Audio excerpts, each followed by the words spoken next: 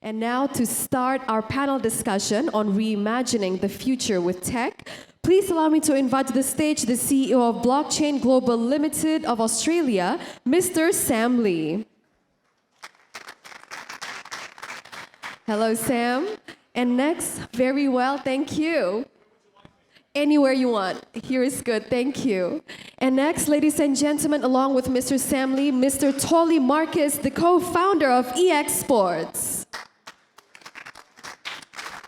And also Mr. Johan Bergman, the co-founder on the ground and director of operations Cordoba Ventures, and Ms. Elena Nemchenko of IT and project manager practitioner of Ukraine, and Mr. Serge KHALIFÉ, the founder of MAISON, Serge KHALIFÉ, and CEO of KLEOS France. Ladies and gentlemen, please give our speakers the biggest round of applause. Thank you. And along with our speakers, our moderator, Mr. Syed Veqar Islam, the CEO and director of Jaffer Business System. Mr. Syed, we welcome you to take the floor. Thank you. And once again, ladies and gentlemen, and Mr. Syed, as the moderator, we urge you to please, wrap up the session by 3:45 as His Excellency the General will arrive. Thank you. Assalamu alaikum. Good afternoon, everyone. Very warm welcome. So it's an interesting topic. It's a topic that generates a lot of thinking because we're talking about future. We're talking about a future which may change, which has changed, which will change because of the impact of technology. And as I was driving for this session, I just thought on top of my head as to the kind of changes that technology has already done to our lives. And one of them is adjusting the mic. So what it has already done, what it has already done to our various facets of life. And I came up with few, and let's just go over them just as an intro, just to set the stage of what we are going to talk about in next 50 minutes or so. How words have changed meanings. Tablet was a medicine only, no more. Apple was a fruit. Now it's a lifestyle. Let's look at what has happened on the social front. In yesteryears, and we're not talking about 20 years ago, possibly even 10 years ago, people would sit socially in their families or in their friends or amongst the friends and would talk to each other, having an eye contact, talking face to face. Today, they sit in a lounge together, looking at their mobile and communicating. Sometimes they actually communicate with each other, sitting in the same lounge via the mobile phone. So our social fabric has changed. Now let's look at what has happened to business, right? So in the business world, if I need to go somewhere, I send out a request via a machine. Machine picks up my request. It delivers the request somewhere in the cloud. Somebody picks up that request from the machine. Machine guides him to reach my destination. I sit in the car, then machine guides him again to drop me to my destination. It happens. Then machine tells the driver how much money is done. Machine pays the driver. Machine calculates and does the settlement, and the money reaches the account of the person via the machine. Imagine the future where you take out driver as well. That has happened. There is no boss. It's the machine which is the boss, which gives instruction and people take it. Yeah, and it's happening in this country as well. So that's on the business front. The world of internet and coupled with the world of mobile and software, especially software, has changed the world. While internet has increasingly shrunk the world and made it smaller, the world of mobile and especially software has completely transformed the world. And let me share some interesting things with you. Wallet wallet that we normally keep in our pocket is now a software. Anything in your wallet is a software. Your driving license is a software. Your credit card is a software. Your debit card is a software. Your national identity card is a software. Your passport is a software. Music is a software. Camera is a software. Payments is a software. Business is a software. While the proverbial Kodak moment lives on, Kodak as a company is long dead. That's the impact of software as to what we see today. It's fascinating. And it is interesting how this will now pan out as we move into the world. So I've kind of laid the foundation of where we are today with technology and what has changed in the last possibly less than half a decade in many cases, right? Now we have an international panel of speakers. So first of all, I want to thank each and everyone. Thank you so much, ladies and gentlemen, for making it to this country. It's an absolute pleasure for each one of us in this room and outside to host you all in Pakistan. Thank you so much. Thank you so very much. So the way we'll run this is that I will ask each of the panelists to give an intro as to how they see the world moving ahead and how they reimagine the world 10 years from now, 20 years from now, 5 years from now. And is there a crystal ball where we can actually predict? And whatever we predict will not turn out to be an understatement 5 years down the road, as possibly the case has been. So they will share with you their own view of the world as we move into the future. Once that is done, I will ask each one of them a couple of questions. And if we have time, we will then open the floor for question and answers to the audience, depending on when the next speaker arrives. Okay? So thank you very much once again. Let's start. So I'll start with Serge Khalife. If you can be the opening batsman, as they say, in Pakistan, which was we are passionate about cricket, right? And share with us your impressions of the city that you are in, and also your inspirations and how you see the future. Over to you. Here goes. Thank you very much for this privilege. This is how technology brings us an improvement. Well, first of all, I want to tell you that I'm really delighted to discover Pakistan. I was looking forward to be here with you. So this is my second day. I didn't know this country. And I've really been touched with the welcome of everyone. You're such a kind and passionate people. Thank you very much for this wonderful welcome. Well, I have to tell you who I am. I'm French Lebanese. I left Lebanon in '78 in a very dramatic situation. Our house had been bombed, destroyed. 1 year before I was 12, I lost my father, who died in my hands. So I had to leave. I was a refugee.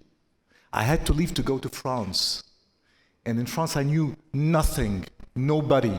So I was in a boarding school, and I had to face racism. It was not very obvious, but it was always underneath.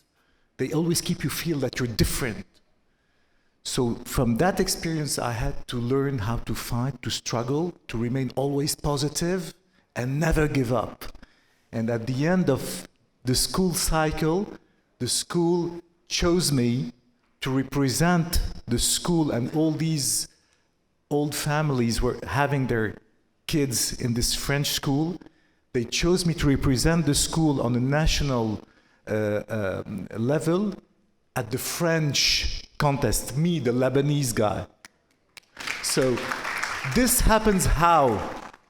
Due to culture, because I was, during the war in Lebanon, my mother gave me geography books, history books, French books. So culture is very important.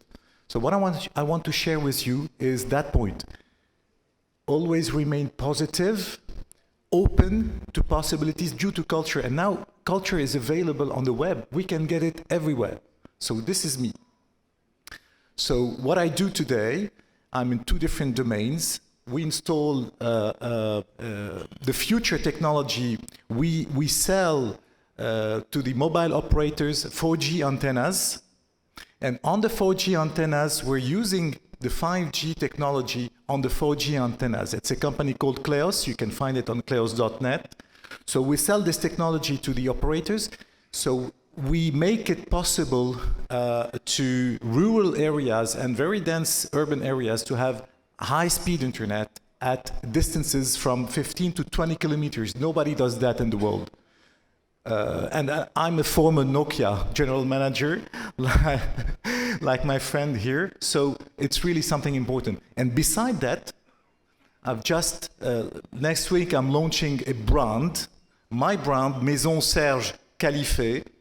So it's a brand of organic and vegan perfumes, cosmetics, and makeups. Nothing to do with telecom and technology. And when I was talking like 2 years back that I'm going to do that, people would think, this guy is not serious. Now it's coming to real life. It's coming live next week.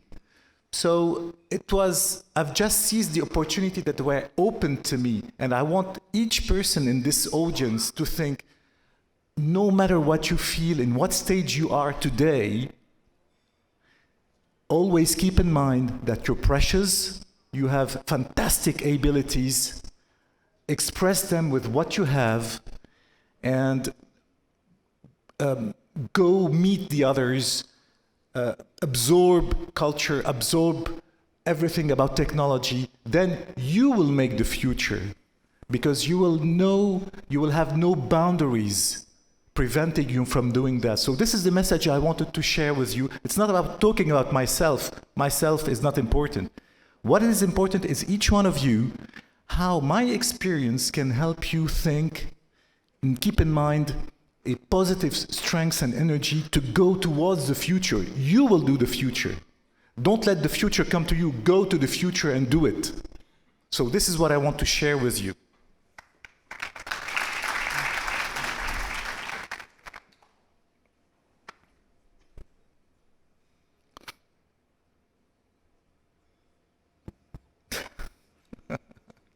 Is it? Hello? Yeah? Oh, the light doesn't go.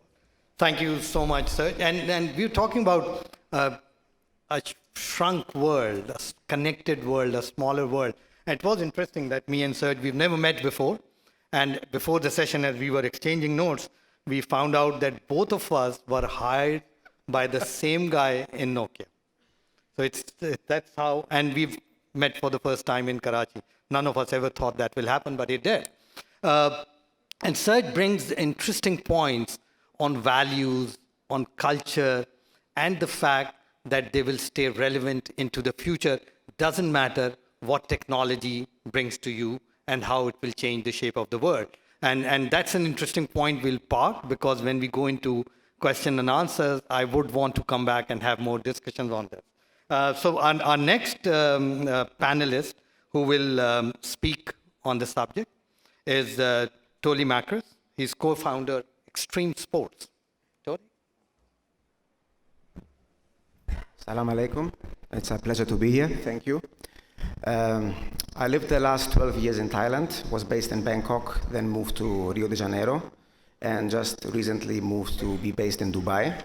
The reason why I'm based in Dubai now is because I want to get a better understanding of the market around the UAE. We're doing a lot of business already in the UAE. We're working with the government, taking sports to the next level there. We're based there.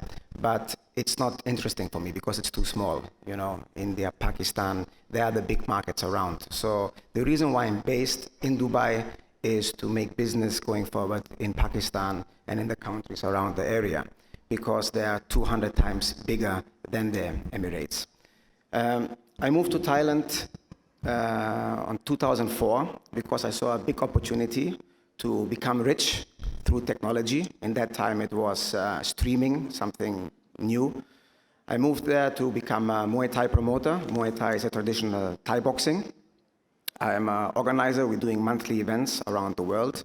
And my big vision was to move there and build a streaming platform, because Thailand is the only place in the world where you have daily action. It's like you have here daily cricket events. So Thailand is the only place in the world with daily fights in 2 stadiums in Bangkok.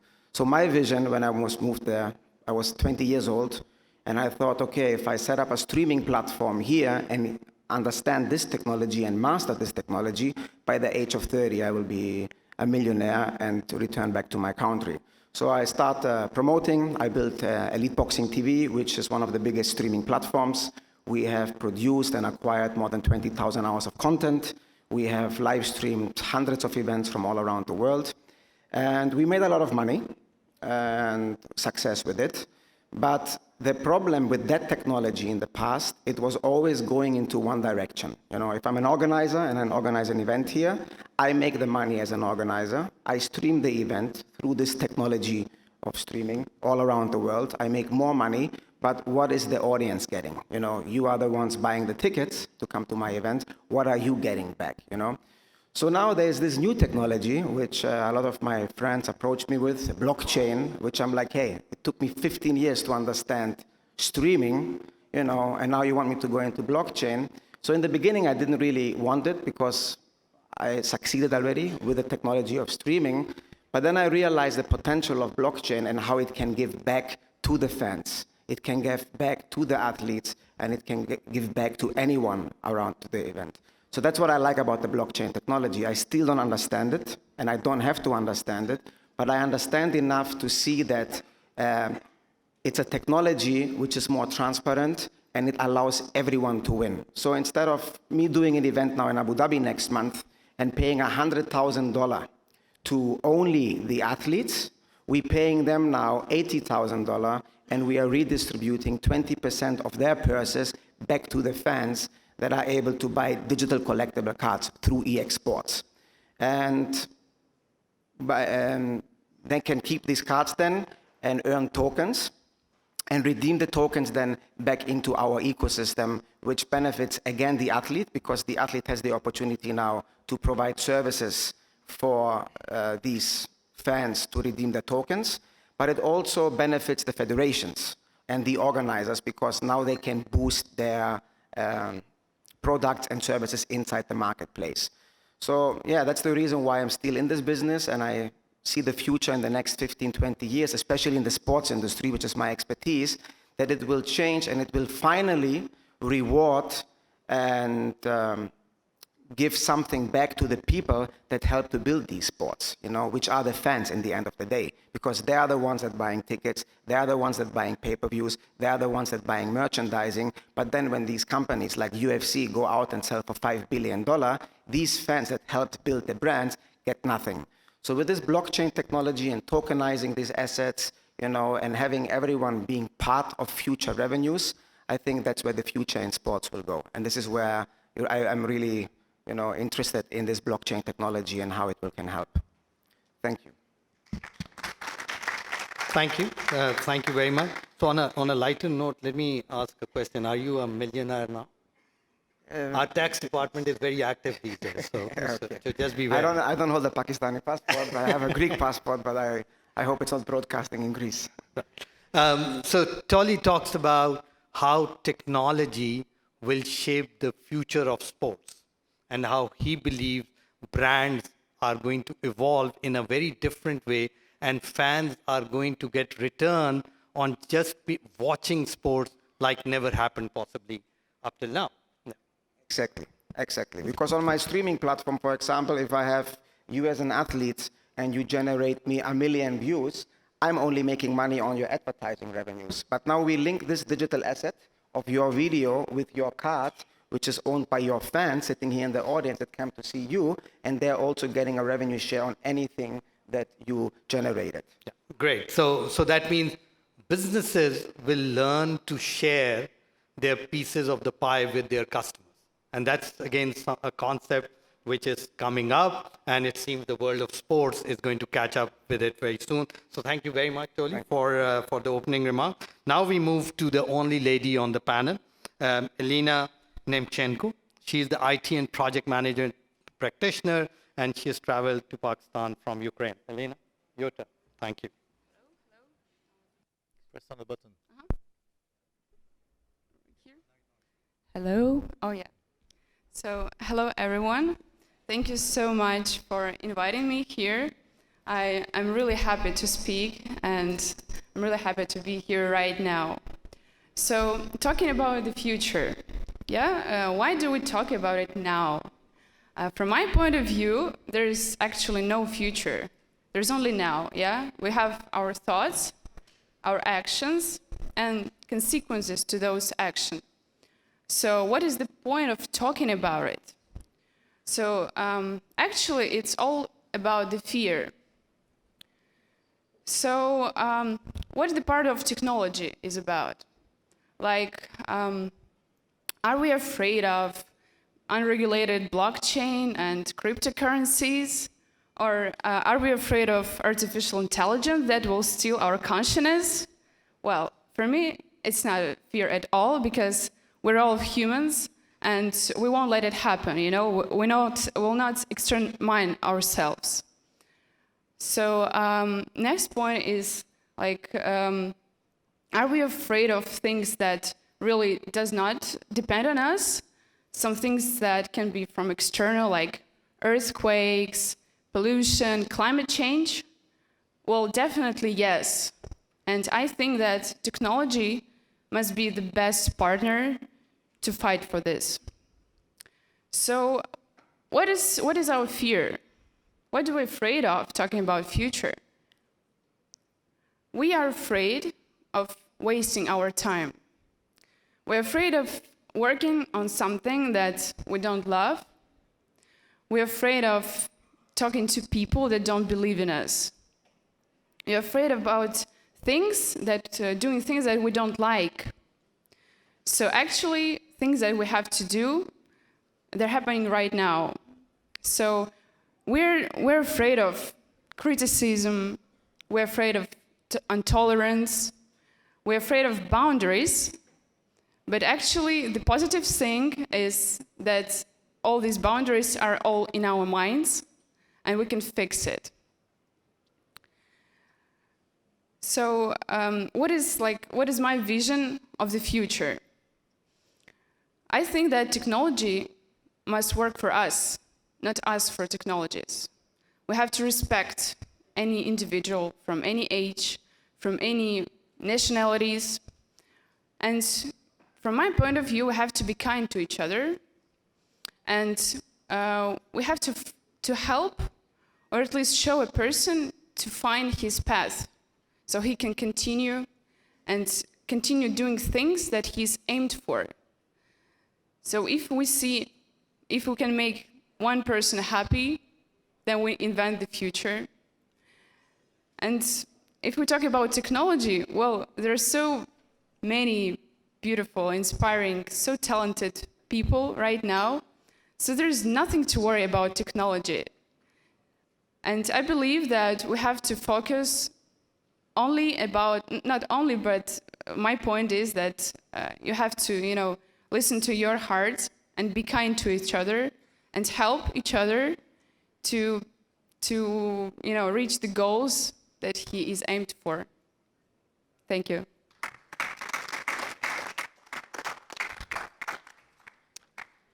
Very good. Thank you very much, Elena. So one thing, Elena more or less has a crystal ball, and she kind of emphasized. So what is not going away? And it doesn't matter whether we are talking about 5 years, 10 years, 20 years, or 30 years down the road. What is not going away is the importance of humans, values, culture, and how you use technology to help all of this for a consistent, better present. It doesn't matter how far into the future you get into. Great words. Thank you so much, Elena. Really appreciate. So now we go to the next speaker, who's come from Sweden, but he's already turned into a Karachiite, as they say. So may I request Johan Bergman to please give his opening remark. Johan is a co-founder on the ground and director, Operations Cordoba Ventures. Johan? Thank you so much. Thank you so much. And there we go. Thank you so much for having me. Thank you so much to all the panelists for going before here. So I think Karachi being the city that it is, a lot of you are not born here originally. And as you can see, the same goes for me. Many of you probably came here for different reasons. I came here this summer because I needed an antidote to Switzerland, where I was living at the time. And I think I found the perfect antidote in Karachi.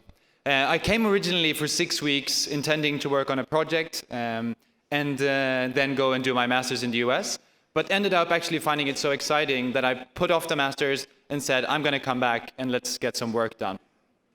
In terms of the technology side of things, I think it's interesting to turn it around. So there is a book that I'm sure many of you have read called Sapiens, or at least started to read. I've started to read it. I didn't quite finish it yet, but I hope someday. In this book, they talk about how in the agricultural revolution, what essentially happened to humans is that we were enslaved by wheat, a little weed that made us move into villages and cities to cultivate it and give it water and good grounds to grow on. And what happened there was that as humanity, we were better off, but individuals were much worse off in these cities because they were ripe with crime, with disease, etc. I believe that at this point, we are at the same verge and the same thing with technology. But here again, we have a choice. So technology, if you look at it now, we're changing everything that we're doing to fit with technology. We're changing the way we educate people. We're changing our laws. We're spending millions and billions of dollars to technology. And we need to think about how we can make this shift, this fundamental shift in trajectory for humankind, not only benefit humankind as a whole, but each and every individual. And I think one thing that we're seeing in the organization that I'm working with here in Pakistan called Cordoba Ventures, as we're trying to launch consistent quality healthcare services for the middle income segment, is that there are some barriers to finding and improving the lives of those single people. So for example, we're seeing a big opportunity in the interplay between brick and mortar and digital. A lot of companies in Pakistan now are going into purely digital plays with telemedicine. And they're doing a fantastic job. But there are some barriers to real scale. As an example, Pakistan has 220 million people, right? Each year, there are about 800,000 consultations with the doctor on the phone. In Sweden, where I'm from, we have 10 million people. It's a tiny country. It's like one block of Karachi. So we have 10 million people, and we have 250,000 of these consultations every year on the phone. So that tells you that there is some kind of barrier to growth and scale in terms of digital health technology in Pakistan. Probably what we're seeing, one of the factors is the payment technology. Payment technology that is there, but that hasn't fully taken off in terms of mobile money, etc., like it has in many parts of Africa. And we believe it comes down to a societal factor, which is trust in the system. Because how can I trust a digital transaction if I don't trust the system that's handling it?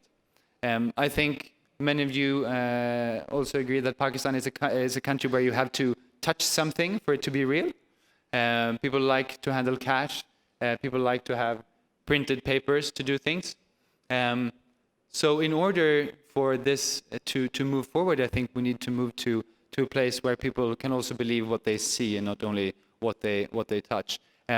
Incidentally, there is actually every year, I don't know if you've seen this, but there is a world survey that goes out that asks people how much they trust people, essentially. And the statement they ask, do you agree with that you can trust most people?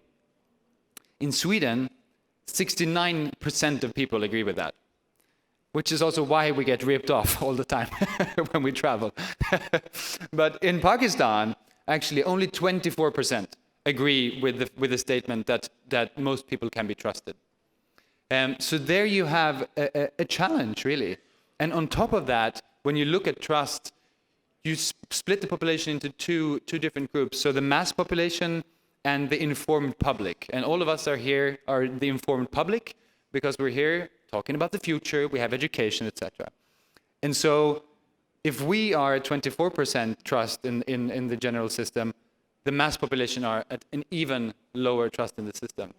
So I think, to wrap it up, if we are to drive digital technology and have that really transform our societies, we need to take the point of view of the mass population, of the people that trust the system the least, and we need to leverage the interplay between brick and mortar and digital to help them and educate them so that they can trust the system, because incidentally, they will also be the main benefactors of a system that can grow digitally far beyond where we can build hospitals and build primary care centers. And so hopefully that's what we can do together here in Pakistan. Thank you so much.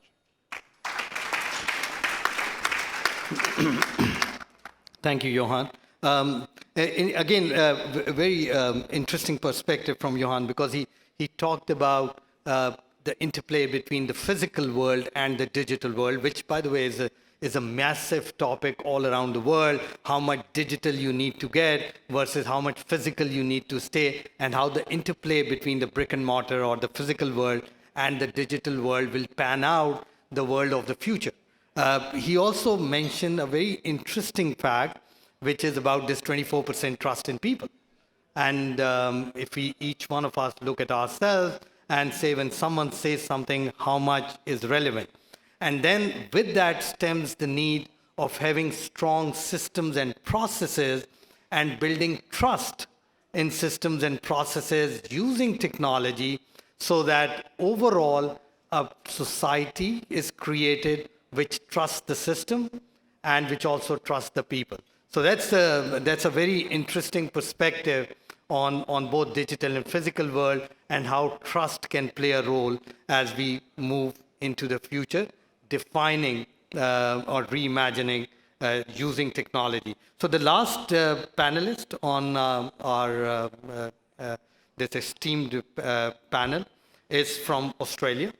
He told me he's not Chinese, and I'm fine with that. Right. So it's Sam Lee.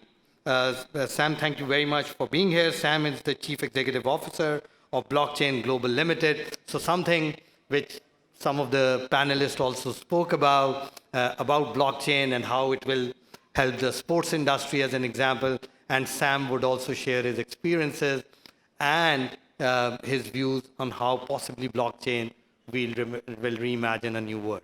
Sam, over to you. Thank you. So I'd like to start the story off with my grandfather, who is a Red Army general of a Chinese Communist Party. He said that when he finally won the war against everybody who's not communist in China, the first international flight that came into communist China was from Pakistan.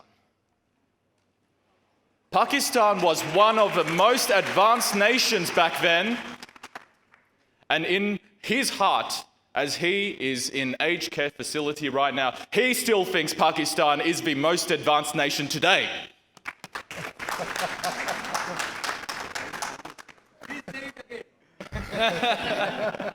This is all recorded, so you can play it back as many times. But more importantly, to me, when he's in his state of dementia, not really remembering much of the world anymore, he says to me that our brothers in Pakistan share a relationship with us, and this relationship extends beyond generations. And what China has done through its tailored capitalism that embeds this one-party state system is it has built trust. CCTV and credit scoring ensures that fraud doesn't get out of hand. The ability to have mobile payments means that there is a cashless society in all major first-tier and second-tier cities. WeChat Pay and Alipay didn't exist before 2012, but we were able to then, through this adoption of technology, leapfrog, and now don't even recognize not only plastic credit cards, but we don't even recognize banknotes. what everybody has been hearing about is blockchain, blockchain, blockchain. And I'm sorry, right? My company is called Blockchain Global. It means two things. I'm going to talk about blockchain. And secondly, my company's been around for quite some time, so we get to call ourselves Blockchain Global before anyone else. Blockchain is just a technology stack. It's a new one, but distributed ledger technology has been around for a very long time. And the underpinning system benefits countries like Pakistan the most because just like where I met Asfar at Davos at the start of this year and introduced him to blockchain, I said, Accenture, one of the leading consulting companies in the world, has made their theme at Davos this year saying that trust is the new currency. And it's because of a lack of trust we have the debasement of the currency that is issued by governments. It is because of a lack of trust we have trade wars today. Everybody here who has a commercial interest or even has real estate has suffered. And that is why blockchain is a tool that empowers trust, and I really hope that we could all leverage this tool of trust to bring instant payments and digital currency, government-backed digital currency, into Pakistan so that we go cashless, just like our brothers in China, and we create a One Belt, One Road e-commerce rail, because One Belt, One Road starts in Pakistan, and if we don't make this work, it will end in Pakistan. So thank you so much. Wow, and just on the point that Sam mentioned as to where we were and the potential that we had many years ago, it is not a secret that Emirates Airline and Singapore Airlines were also started by Pakistanis, and see where they are. We have a great chance to leapfrog and catch on lost decades by using technologies that everyone is talking about. And this is our chance to do that. And Sam, thank you for also bringing up Obar's subject. And I do agree that just like One Belt, One Road is a game changer, not just for this country, but also around the world. Having an Obar e-commerce gateway could be something of great vision and which can definitely be built on. So thank you very much for great word, very inspiring word, and you heard the claps. We love when someone praises us, right? So thank you very much for that. So now I'll go to the questions as we have done the opening round, and I'll ask questions again in no particular order to the panelists based on some of the comments that they made, and I'll start with Serge this Q&A session. And each one of you, depending on the time, please have your questions ready. We will come to you as well during the course of this conversation. Just keep it precise so that we can have more questions depending on how much time we get. So, Serge, you talked about the importance of values, culture, humans, and the fact that these values are not going to go away. As you reimagine the future with technology, how do you think the technologies are going to play a stronger role in strengthening the human values and the value of humans? Because there is a fear that humans will be replaced by machines. And interestingly, the jobs will go away. By the way, just to share an interesting fact, World Economic Forum says, so will the jobs be lost? Yes, they will be lost. So World Economic Forum says by 2021, 75 million existing jobs will be eliminated due to technology. But in the same breath, World Economic Forum also says that 133 million new jobs will be created because of technology. So it's about how you reskill yourself and how you stay relevant. So I just want to bring your attention towards how you think the value of humans culture, economics will play a role in the future, and will technology change everything? And will it become a concept that's good to talk about, but may not exist because humans may become irrelevant? Thank you for asking this question, because this is a topic I've always thought about, with a long experience in telecom and also in the world of perfume. You said that it's important that the values remain at the center. Technologies, we heard a few minutes ago that technology should be used as a tool. And you know, in telecom, we talk a lot about 5G. And 5G is very interesting because it's going to be very useful for the Internet of Things. The Internet of Things means that every object will be connected, right? So if every object will be connected, it means that it will dialogue with servers, and it will save us a lot of time. So there are lots of actions that we will not have to do anymore because the things will do it for us. So this means, what do we do with this time that we save? How do we use that time? And here we come to culture and values.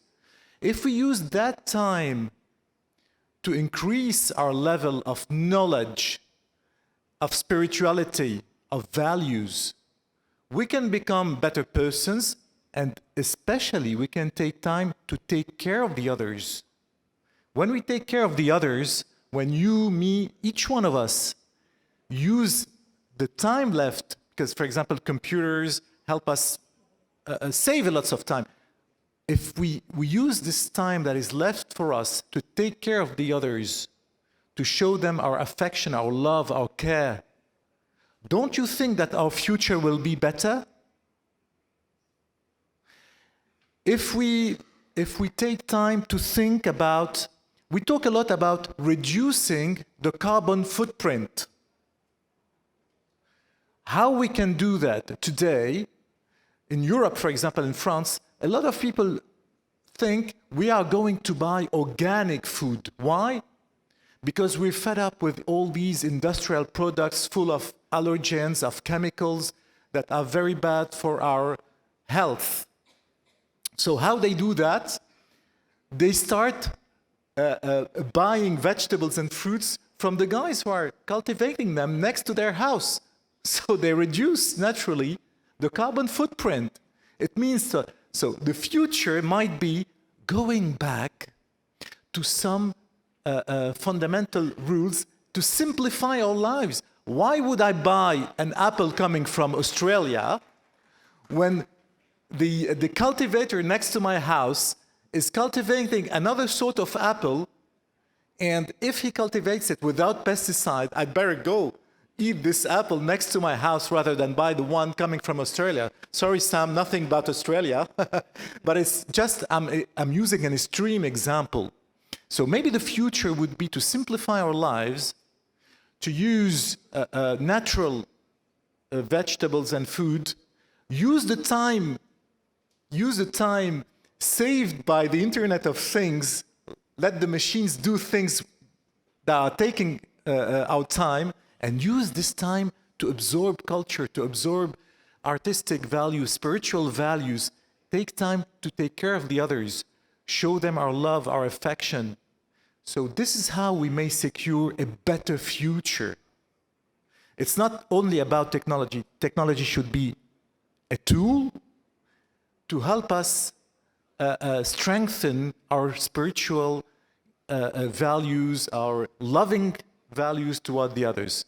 So I've been maybe a little bit too long, but I needed some time to express this, that I feel since I was thinking about that for such a long time. No, thank you, Serge. And these are beautiful words. You also mentioned about user experience and simplicity. I very strongly believe that simplicity in the world of today and in future will equal scalability. So the more simple you are, the more scalable you will be. And everything today and in future will be driven by user experience. how easy and simpler you make it to the user will drive your success of the future. Another interesting fact that was spoken is about technology will give us more time to focus and go back on the basics of the physical world. And that's an extremely important point for everyone to understand. I want to move to Toli now. And since we are a sports-loving nation, so hence, you are the best person to maybe give us a view of the future. So there is a growing concern around the world that physical sports may die because the digital sports are taking over, and the youth doesn't want to indulge in physical activities as much as, for example, previous generations was doing. So how do you see technology changing the way of physical sports? Do you think it will stay as it is today? Or will it change the shape? Or you think digital sports will actually take over the physical sports, and this whole industry will have a completely new shape than what we see today? Thanks for the question. I don't believe, and my partner, who is the president of the AIMS, Alliance of All Independent Sports under the Olympic Committee, and the vice president of the umbrella organization of the Olympic Committee, we don't agree that digital sports or eSports or computer gaming will ever be as big as real sports, because there's nothing more fun taking a ball, going out, playing, being active, engaging with friends. We're not afraid about that, and it's like short-minded people who just scared who make these stupid statements. I don't believe in it, and the people who are the leaders of these umbrella organizations and federations, our partners, they're not afraid about that. And we actually just think of how it can help us. For example, I'm on the executive board of the Muay Thai Federation. We have 1.5 million athletes worldwide in 126 countries. And it's a Muay Thai, Thai boxing, which 80% of our athletes are male, right? We see a huge increase now of female training Muay Thai because it's an effective workout to burn fat, to get fit, to be more empowered, more self-confident. So we are thinking right now, how can we bring these women in to our sports without the side effects, that we have, getting hurt. Like you see my face full of scars.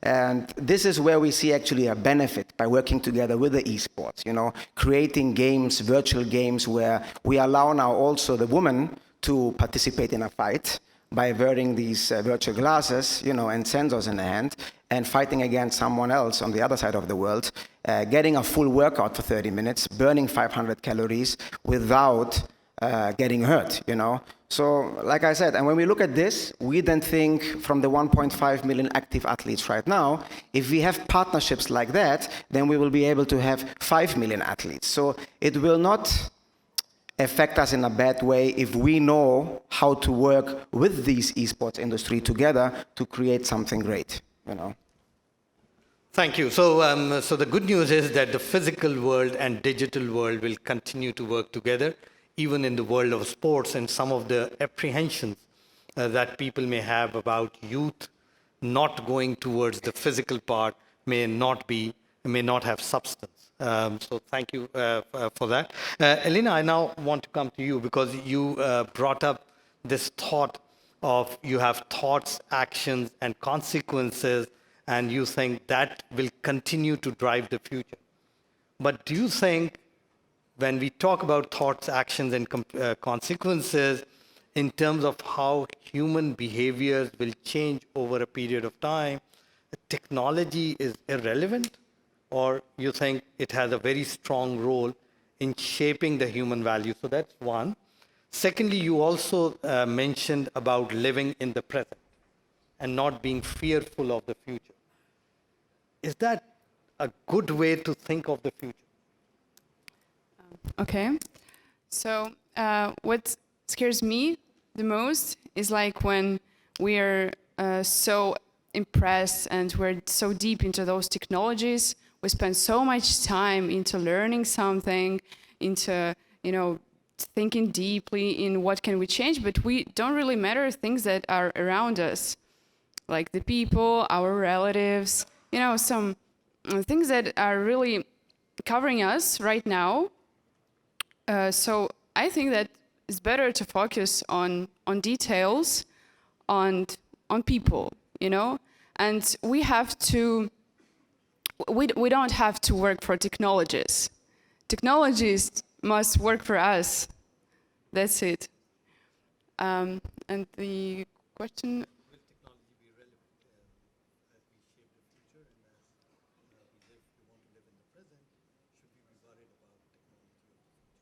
Well, we are creating technologies right now, so we have to base on our needs, on people, and on values. So let's just grab it and create and go along. That's my point. You can't take humans out.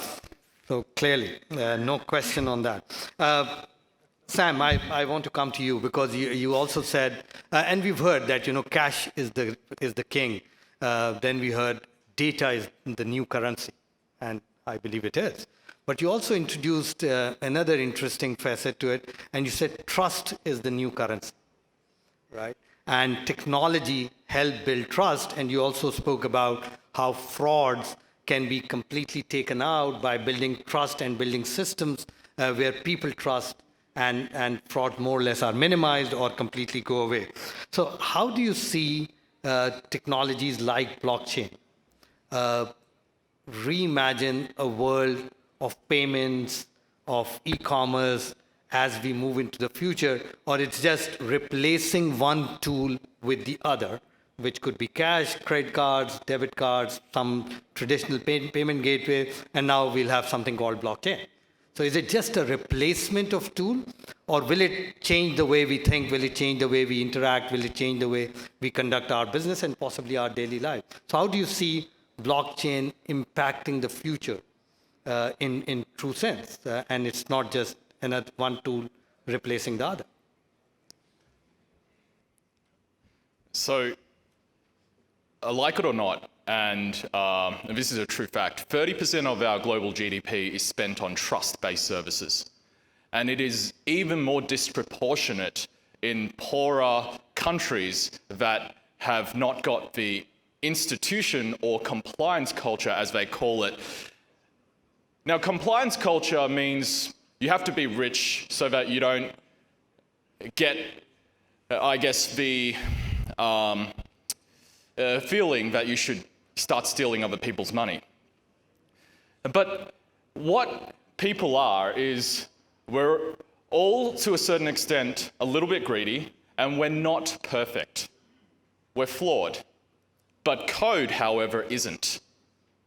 Once you migrate decision-making into smart contracts, you will then get true velocity when it comes to AI, big data, and cloud computing. Blockchain is the piece that ties everything that is trust-based together because it allows for immutable and transparent flows of data. Now, I'm just a very simple guy. Yes, I do investments. Yes, I run some pretty significant funds. But the way I see the world is we're only here for a short time. So might as well make it a good time. And how do we all have a good time? We create the biggest amount of change for the most amount of people. And I'm not a smart guy, so don't expect me to come up with something new. Just let me bring what China has done in the digital payments round, in the e-commerce space, in what they have proven to be the global leaders when it comes to infrastructure and digital infrastructure, and bring that to Pakistan so that we could increase the velocity of cash so that everybody gets rich quick. Thank you. Thank you, Sam. I'll just take one last question, and I go to Johan. We had a brief sneak peek on how the sports industry will change the shape because Johan is so passionate about health and working in the health sector also in Pakistan. So I just want to get a view of how technology, you think, will change the way health sector is currently being run, especially in the context of countries like Pakistan, and how technology will actually change or transform the health sector? Definitely. So I think there are two main things that we're thinking about at Cordoba Ventures right now. So it's one is the problem of access, and second is the problem of quality assurance. And I think we think obviously that technology can have a huge impact in both of them. I touched briefly on the access before. We think it's still in the early days when it comes to bringing virtual or digital video consultations on the phone, but that doesn't mean that there are other ways to bring healthcare out into, for example, interior Sindh through using things like the thing that Pakistan already runs on, which is WhatsApp. Exactly, you guessed it. And so that's one side of the thing to bring the access. The other side, which we're very passionate about, is how do we use technology in the healthcare delivery to actually ensure a consistent quality of delivery. So as many of you know, of course, there is a challenge around how to ensure that the delivery of healthcare is the same on a Monday as on a Friday, and that standards are being not just written down, but also implemented.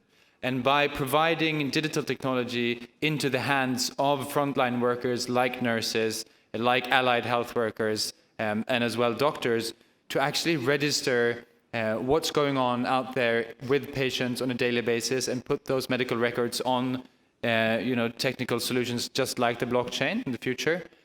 We believe that we can have a better understanding of how to improve quality and how to make quality actually be something that you can trust is there when you most need it, when you are hospitalized or need care. Thank you very much, Johan. So as we wrap up the session, I think the key takeaways from the session, because everyone more or less spoke about humans. So one thing which is going to stay constant is the strength and value of humans. And that is not going away. It doesn't matter how technology will shape the future, one. The second takeaway is there will continue to be a strong interplay between the digital world and the physical world. So while the digital world is here to stay, exactly the same way the physical world is going to be here to stay. And whether you are in the health industry or the sports industry or the financial industry, this interplay will continue to happen. Third is that technology will build trust like never before. And that is the key item, because human values are the foundation, or the fundamentals of human values start with trust. And technology will help us get to that trust in a much better way than what we see today. Thank you very much. I want to thank all the panelists for having an enlightening discussion. I once again thank you all for making it to Pakistan. Hope you have a great stay. Once again, thank you so very much. Thank you. Thank you so much. Thank you to our dear speakers as well as moderator for concluding the Reimagining the Future session. All of you are requested to be seated here. The Chairman Joint Chief is arriving in next 2 minutes, and please do a quick book presentation. Okay, distinguished guests, ladies and gentlemen, you heard from Mr. Asfar that everyone's requested to be seated as the Honorable General will soon walk into the room. So, ladies and gentlemen, we'd like to ask all speakers and the moderator to stand in the middle of the stage. And please allow me to invite to the stage the Chairman of TCS, Mr. Khalid Awan, to hand out the token of appreciation to our moderator and our speakers. To Mr. Khalid Awan, we ask you to please come up on stage.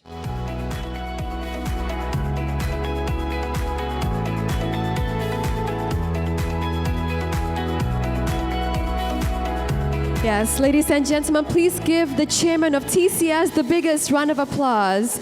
Mr. Khalid Awan will hand out a token of appreciation, the famous Book of the Futures Summit, of course, of Pakistan. First, to our moderator, Mr. Syed Veqar Ul-Islam, the CEO and Director of Jaffer Business System.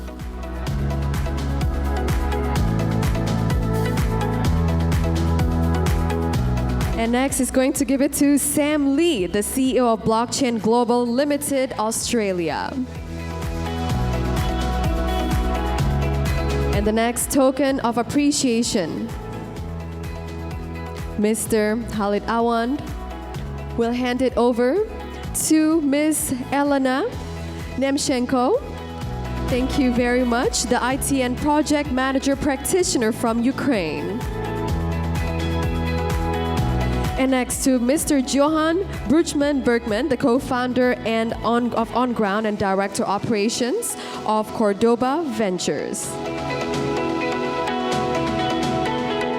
And of course, also to Mr. Serge KHALIFÉ, the founder of MAISON, Serge KHALIFÉ, and the CEO of KLEOS France,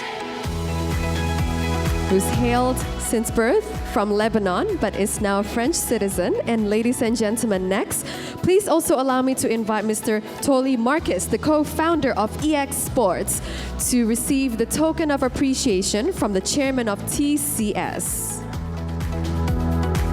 And our next session would be a group photo session. We ask all speakers to have a group photo session together.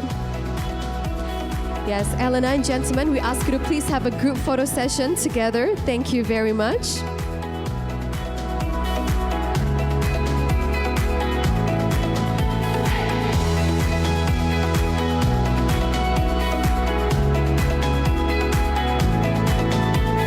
Thank you, ladies and gentlemen. Once again, please give them the biggest round of applause.